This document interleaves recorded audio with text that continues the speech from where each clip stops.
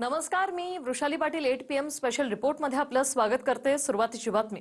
मुंबईत भाजप आणि शिंदेच्या शिवसेनेला स्पष्ट बहुमत मिळूनही महापौर पदावरून तोडगा निघालेला नाही.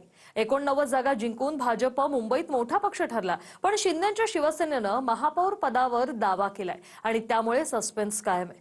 दुसरीकडे 60 तासांपासून शिंदेच्या शिवसेनेचे नगरसेवक हॉटेलमध्येच आहेत. पाहूया. नक्कीच प्रत्येक पक्षाला ज्यावेळी आपण सत्तेमध्ये येतो त्यावेळी प्रत्येक पक्षाला असं वाटत असतं की स्वतःचा महापौर झाला पाहिजे. शिंदेचे मंत्री उदय सामंतांच्या वक्तव्यातून स्पष्ट झालं की मुंबईच्या महापौर पदावर शिंदेच्या शिवसेनेचा देखील दावा आहे. मुंबईमध्ये महापौर कोणाचा होणार अशा चर्चा सुरू आहेत, तर जे निर्णय घेणार आहेत ते मुख्यमंत्री फडणवीस दावोसमध्ये आहेत. फडणवीस शनिवारी मध्यरात्रीच दावोसला गेले आणि त्या पाठोपाठ रविवारी उद्योगमंत्री सामंतही दावोसला निघाले. पण त्याआधी एकनाथ शिंदेच्या उपस्थितीमध्ये हॉटेलमध्ये ठेवलेल्या नवनिर्वाचित नगरसेवकांसोबतच्या बैठकीमध्ये सामंतही होती आणि दावोसचं विमान पकडण्याआधी सामंतांनी महापौर पदावरून मोठं वक्तव्य देखील केलं. प्रत्येक पक्षाला ज्यावेळी आपण सत्तेमध्ये येतो त्यावेळी प्रत्येक पक्षाला असं वाटत असतं की स्वतःचा महापौर झाला पाहिजे आणि या महापौर पदाच्या वेळी तर एक वेगळी झालर मुंबईच्या संपूर्ण राजकारणाला आणि समाजकारणाला आहे. 23 तारखेपासून हिंदू हृदय सम्राट वंदनीय बाळासाहेबांची जन्मशताब्दी सुरू होते.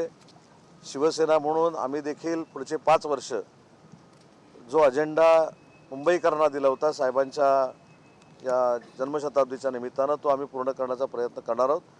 आणि जो निवडून येतो त्याला प्रत्येकाला वाटत असतं, त्या प्रत्येक पक्षाला वाटत असतं की ते प्रमुख पद जे आहे ते आम्हाला मिळावं. मुंबईचा निकाल लागून 3 दिवस झाले. निकालाच्या दुसऱ्या दिवशीपासून शिंदेच्या शिवसेनेनं सर्व 29 नगरसेवकांना वांद्र्याच्या हॉटेलमध्ये ठेवलं. महायुतीला स्पष्ट बहुमत मिळाल्यावर देखील अशा प्रकारे नगरसेवकांना हॉटेलमध्ये ठेवल्यामुळे उलटसुलट चर्चा होणं स्वाभाविक आहे. 60 तासांपासून शिंदेच्या शिवसेनेचे नवनिर्वाचित नगरसेवक वांद्र्यातल्या ताजलँड सेंट हॉटेलमध्येच आहेत. महापौर पदासाठी 22 तारखेला आरक्षणाची सोडत निघणार आहे. मुख्यमंत्री 23 तारखेपर्यंत दावोसमध्ये आहे, म्हणजेच 24 तारखेला फडणवीस मुंबईमध्ये परततील. तोपर्यंत शिंदेची शिवसेना नगरसेवकांना हॉटेलमध्येच ठेवणार का हे दिसेलच. पण महापौर पदावरून शिंदेची शिवसेना देखील आग्रही आहे हे स्पष्ट दिसतं. त्यामुळे नेमके पर्याय काय आहेत ते देखील समजून घेऊया. पहिला पर्याय आहे 2.5 वर्ष महापौर पद शिंदेच्या शिवसेनेला देणं. पण मुंबईतले भाजपचे नेते त्यासाठी तयार होणार का हा प्रश्न आहे. दुसरा पर्याय आहे महापौर पदानंतर सर्वात ताकदीचं पद असलेलं स्टँडिंग कमिटीचा अध्यक्ष. स्टँडिंग कमिटी शिंदेच्या शिवसेनेला ठेवून मार्ग निघू शकतो. तिसरा पर्याय आहे मुंबईमध्ये 2.5 वर्ष महापौर पद शिंदेना दिलं तर ठाणे आणि कल्याण डोंबिवलीमध्ये भाजपला महापौर पद मिळू शकेल. चौथा पर्याय आहे मुंबईमध्ये फडणवीस शिंदेच्या बैठकीमध्ये तोडगाच निघाला नाही तर महापौर पदाचा तिढा दिल्लीमध्ये जाईल आणि अमित शहांच्या दरबारामध्ये तोडगा निघेल. पण एक सांगतो, कोणत्याही परिस्थितीमध्ये ते कोणते शिंदे गट, त्या शिंदे गटाचा महापौर वगैरे होत नाही. काल आपण मोदींचं भाषण ऐकलं असेल, पहिली बार मुंबई में बीजेपी का मेयर बनने जा रहा है. आणि त्याच्यामध्ये फक्त बीजेपी नाही, गौतम अडाणी सुद्धा ठरवणार ना कोणाला बसवायचं ते. पण एक सांगतो की कोणालाही सहजतेनं महापौर बसवणं सोपं नाही. बघा, मुंबईचा महापौर हा महायुतीचा होईल नक्की. एकनाथ शिंदे साहेबांनी सांगितलंय की योग्य वेळेला योग्य निर्णय घेऊ. त्यांच्या निर्णयावर भरपूर काही अवलंबून आहे आणि त्याच्यासाठी काय बोलणी चालू आहे ही वरिष्ठ पातळीवर चालत असते, त्याची आम्हाला कल्पना नाही. मुंबई महापालिकेचा निकाल पाहिला तर भाजपचे सर्वाधिक 89 नगरसेवक आहेत. शिंदेच्या शिवसेनेचे 29 असे मिळून 118 नगरसेवक महायुतीचे आहेत. पण त्याचवेळी शिंदेच्या शिवसेनेशिवाय भाजपचा महापौर होऊ शकत नाही. उद्धव ठाकरेंचे 65 नगरसेवक तर मनसेचे 6 असे एकूण 71 नगरसेवक आहेत.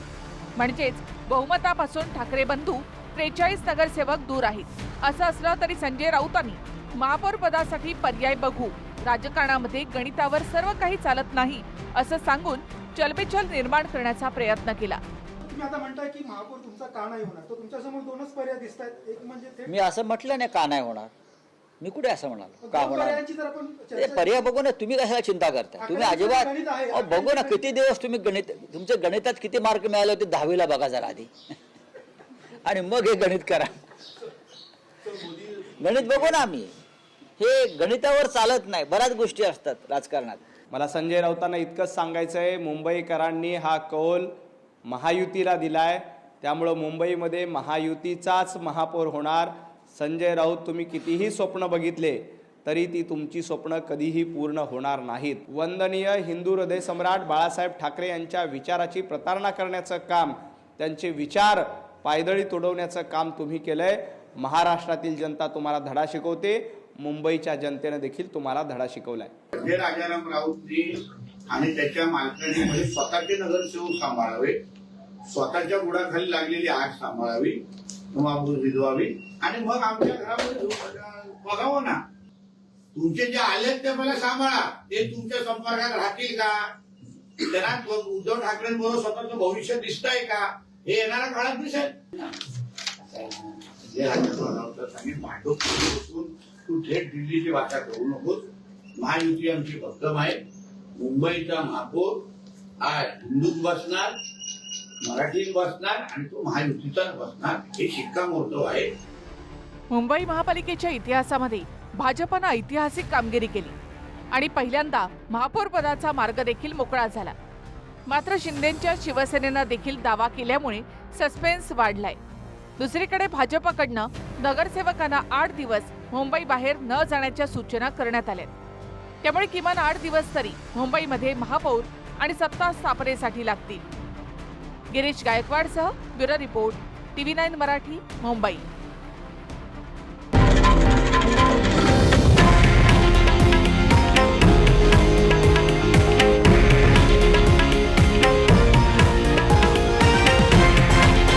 हे आहे देशातील नंबर 1 न्यूज नेटवर्क आणि आपण पाहत आहात TV9 मराठी, एकमेव.